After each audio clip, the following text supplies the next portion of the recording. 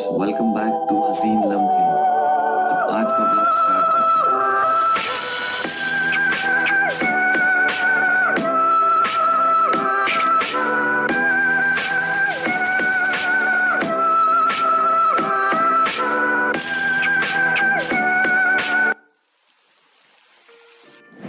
तो चलो दोस्तों, आज की कहानी की शुरुआत करते हैं। महीना कुछ नवंबर दिसंबर का था। आकाश साफ थी, हल्की सी धूप दिखाई दे रही थी। हम दोस्तों ने कॉलेज परिसर में बैठकर धूप का लुत्फ उठाने का ठान लिया। कॉलेज परिसर में जब मैं बैठा हुआ था, मेरी नज़र अचानक से कॉलेज के मेन गेट की तरफ गई। हल्के नीले रंग की स्वेटर, पीली सलवार सूट और अपने रेशमी बालों को मोड़कर आगे की तरफ आती हुई एक लड़की। उसके चेहरे पर पड़ती हल्की धूप और उसके लीलार की लाल बिंदी गजब खिल रही थी। जब वो मेरे नज़दीक आई तो मेरी आंखें खुली की खुली रही थी। अरे यह तो निशा है। उसका नाम मेरे मुंह से अचानक निकल गया। मैंने निशा को कई बार प्रपोज किया था, पर निशा ने उसका जवाब अब तक नहीं दिया था।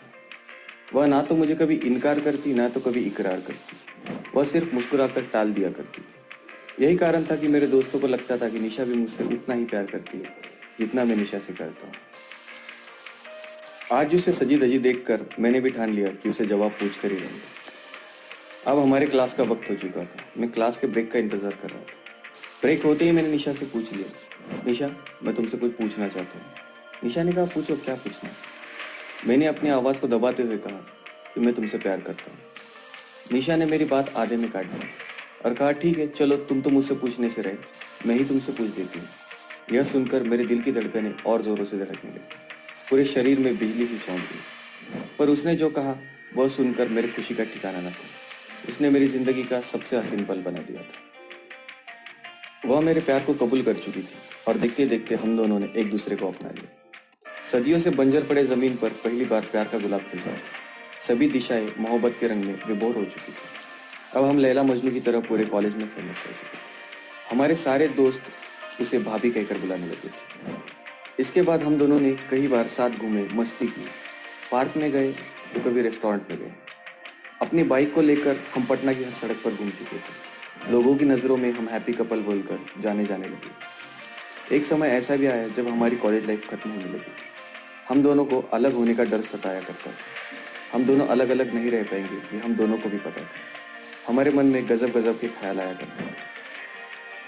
कभी हम सोचते थे कि भागकर शादी कर लें, पर लगता था कि शादी कर लेंगे और घर वाले नाराज हो गए तो अगली जिंदगी का क्या होगा। और घर वालों को अगर पूछा जाए और घर वालों ने मना कर दिया तो ये भी फैसला हमें मंजूर नहीं था। अब हमारी कॉलेज लाइफ खत्म हो चुकी थी। हम अपने अपने शहर वापसी कर चुके थे। उसकी यादों ने मेरा जीना मुश्किल कर दिया था। कई दिनों तक कुछ करने में मेरा मन ही नहीं लगता था। हर बार उसकी तस्वीर को निहारता रहता। मैं भाई बहन में सब में बड़ा था, जिसके कारण मेरी जिम्मेदारियां भी ज्यादा थी। मुझे जल्द से जल्द जॉब ज्वाइन करना था। मैंने भी अपने फर्ज को निभाने हेतु सब कुछ धीरे धीरे भूलने की कोशिश की। इसी बीच मुझे एक अच्छे से कंपनी की जॉब ऑफर हुई। इतने दिनों में मुझे निशा भूल गई होगी, इस तरह के ख्याल भी मुझे बहुत बार आया करते थे। लेकिन मैं यही सोचता था कि जब मैं उसे भूल नहीं पाया तो वो मुझे कैसे भूली होगी। दिल तो चाहता था सब कुछ भूलकर उसके पास चले जाऊं, लेकिन जिम्मेदारियों ने मेरा पीछा नहीं छोड़ा। मैं आधे मन से जॉब की इंटरव्यू देने के लिए चला गया। मुझे इस जॉब में कोई इंटरेस्ट नहीं था, मगर फिर भी जॉब के लिए चला गया। जैसे नदियों का पानी समुंदर में बिना सोचे समझे चला जाता है, उसी तरह मैं भी अपने जॉब की तरफ खींचा चला गया, क्योंकि मुझ पर जिम्मेदारियों का बोझ बढ़ते ही चला था। अब मैं इंटरव्यू के लिए ऑफिस में पहुंच चुका था। ऑफिस में कई सारे लोग इंटरव्यू के लिए बैठे थे। मैं भी अपनी पारी का इंतजार कर रहा था। वहां भी मुझे निशा की यादें सताने लगी और एक अलग सी तनाई मुझे मारी जा रही थी। जिस तरह सूरज के डूबने के बाद सूरजमुखी फूल मुरझा जाता है, ठीक वैसा ही हाल मेरा निशा जाने के बाद हुआ था। बैठा तो मैं लोगों के साथ था, लेकिन फिर भी एक अलग सा अकेलापन महसूस हो रहा था। कुछ समय बाद मेरी बारी आ चुकी थी। सर, इंटरव्यू के लिए चलिए, उस कंपनी के कर्मचारी ने आकर मुझसे बोला। मैंने कहा ओके, और मैं ऑफिस के दरवाजे को हल्के से धक्का देकर अंदर चला गया। बड़ी बड़ी आंखें, रौंदा सा चेहरा, चेहरे पर कड़क सवाल। ऐसे कोई हल्के सफेद व्यक्ति कुर्सी पर बैठे हुए थे। उन्होंने मुझे बैठने का इशारा किया और उसके बाद उन्होंने मुझसे पूछा, बेटा आपका नाम क्या है? मैंने कहा, जी सर, मेरा नाम राजू अग्रवाल। उनके कई सारे सवालों का जवाब मैंने कॉन्फिडेंस के साथ देता गया। उन्होंने कुछ अजीब तरह के सवाल भी मुझसे पूछे थे। तुम्हारे पिताजी क्या करते हैं? तुम कितने भाई बहन हो? इन सवालों के अलावा उन्होंने मुझे कई और पर्सनल और निजी जिंदगी के सवाल पूछे। मैं बिल्कुल अचंभित था, लेकिन मैं वो उनके जवाब अच्छी तरीके से देता हुआ चला गया। बेटा, क्या किसी लड़की से प्यार करते हो? उनका सवाल मुझे स्तब्ध कर गया। मैंने सोचा, जॉब के लिए भला ऐसे प्रश्न कौन पूछता है? मैंने इस प्रश्न का जवाब खामोश रहकर ही देना उचित समझा। इस प्रश्न को सुनकर ऐसा लग रहा था जॉब इंटरव्यू कम और मैरिज इंटरव्यू ज्यादा चल रही है। उन्होंने अपने दाएं हाथ पर रखी रिंग बजाई और एक आदमी को अंदर बुलाकर कहा, इन्हें मैडम की कैबिन में लेकर जाओ। मैं उस आदमी के साथ मैडम की कैबिन की तरफ बढ़ रहा था। मेरा मन मचल रहा था, नौकरी मिलेगी या ऐसे ही वापस लौटना पड़ेगा। अगर नौकरी मिल जाएगी तो अच्छा है, वरना मैं क्या करूंगा। मैं जब दूसरे कैबिन के अंदर गया तो मुझे आवाज सुनाई पड़ी, साहब बोलो कितना सैलरी लोगे। जब मैं कुर्सी पर बैठा तो मेरी आंखें फिर खुली की खुली रह गई थी, जैसे मैंने निशा को ही देख लिया हो। मेरे शरीर में एक अजब सी बिजली दौड़ पड़ी। 2 पल बाद मुझे समझ आया, चेहरे पर हल्की सी मुस्कान लिए वह लड़की जो बैठी है वो निशा थी। मैं तो उसे देखकर हक्का बक्का सा रह गया और मैं उसे सिर्फ एक नजर देखने लगा। तो वो मुझसे बोली, क्यों साहब, चौंक गए? मैंने कहा, निशा तुम्हें क्या लगता है हम तुम्हें भूल गए?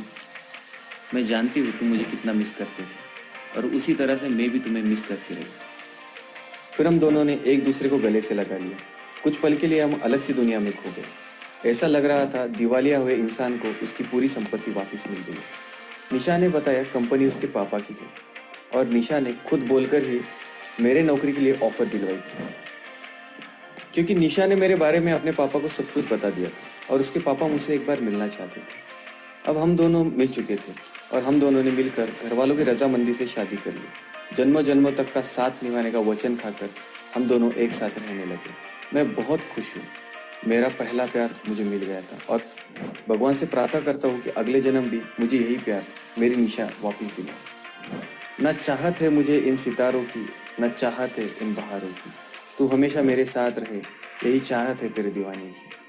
शुक्रिया दोस्तों, मुझे लगता है आज की कहानी आपको पसंद आई होगी। तो प्लीज़ अपने दोस्तों के साथ और प्रियजनों के साथ शेयर कीजिए, लाइक और कमेंट्स कीजिए और हमारे चैनल को सब्सक्राइब।